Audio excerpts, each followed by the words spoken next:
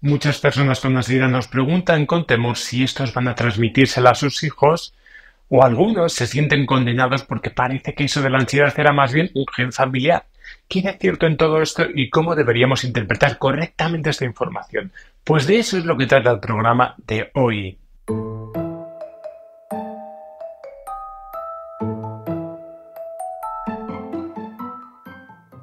Pues sí, es frecuente que las personas que acuden a consulta relatan manifestaciones de ansiedad que ya se habían dado en otros componentes de su familia. Algunos incluso pueden documentar que son descendientes de sagas de ansiosos ilustres. Y hay que destacar datos que nos aportan los diferentes estudios y que nos indican que existe una heredabilidad estimada de entre el 30% y el 40%. El padecimiento entre gemelos monocigóticos, es decir, aquellos que comparten la misma carga genética, es de 2 a 5 veces más frecuente que en gemelos dicigóticos, aquellos que no comparten la misma carga genética. Además, si uno posee un trastorno de ansiedad, va a tener entre 3 veces más probabilidades con respecto a la población normal de que un familiar de primer grado, hablaríamos de hermanos, padres o hijos, comparta su misma suerte. Kenneth Keller, uno de los investigadores que más ha estado comprometido con la búsqueda de las bases genéticas de la ansiedad y la depresión, publicó un estudio realizado por el Departamento de Psiquiatría de la Universidad de Wisconsin de Madison, de Estados Unidos, y Keller ha podido descubrir a través del trabajo con monos que existe un circuito cerebral sobreactivado en diferentes áreas específicas del cerebro que tiene relación directa con la ansiedad y que puede heredarse.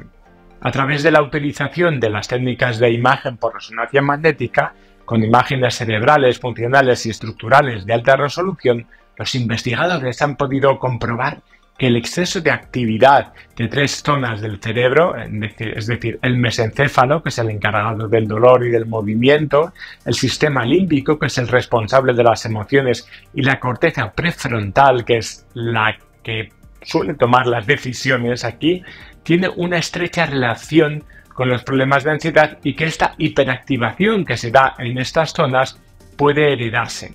Por otro lado, contamos con los estudios de mi muy querido doctor Antonio Bulbena sobre la hiperlaxitud articular, quien ha podido demostrar que existe un trastorno benigno y hereditario del sistema conectivo relacionado con el colágeno y que influye directamente en la aparición de los trastornos de ansiedad.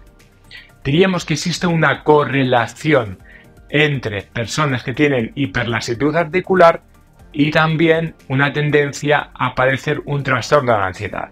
Sin embargo, decir que la ansiedad se hereda de padres a hijos no deja de ser una afirmación demasiado general y poco precisa. Primero hay que tener en cuenta el hecho de que no sabemos distinguir exactamente qué parte corresponde a lo heredado y qué parte corresponde a lo aprendido, a lo ambiental.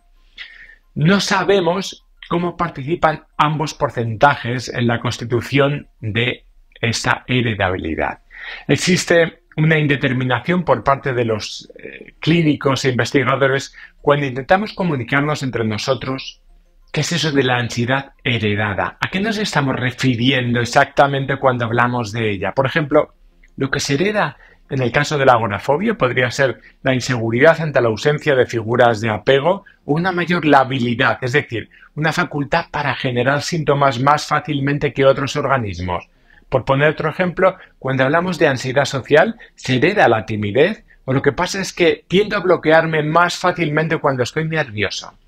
Recordemos que la respuesta inhibitoria es una de las caras de la respuesta de ansiedad, ya que hacerse el muerto, no moverse, puede salvarnos la vida. Es como si nuestros síntomas dijesen, es mejor no emitir una respuesta a equivocarse.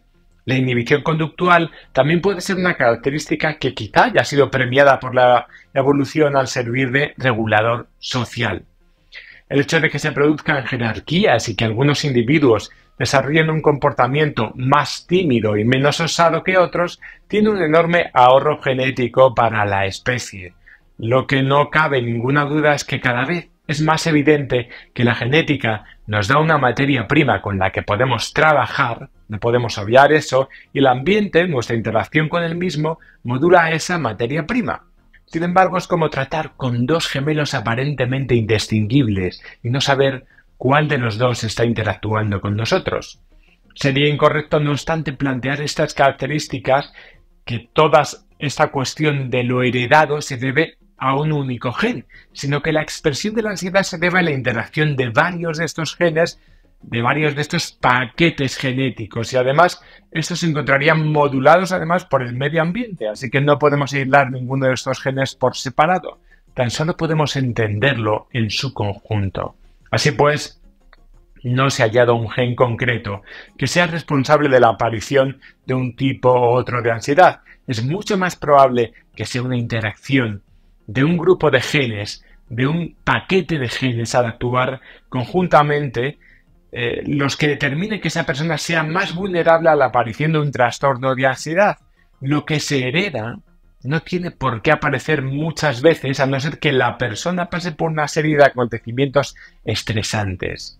Es como tener la pólvora, pero la mecha puede encenderse o no. Así que vemos que es importante limitar a qué nos referimos con herencia genética y qué implica esta en cualquier caso.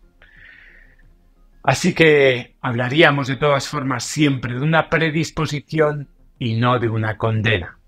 Hasta aquí nuestro vídeo de hoy.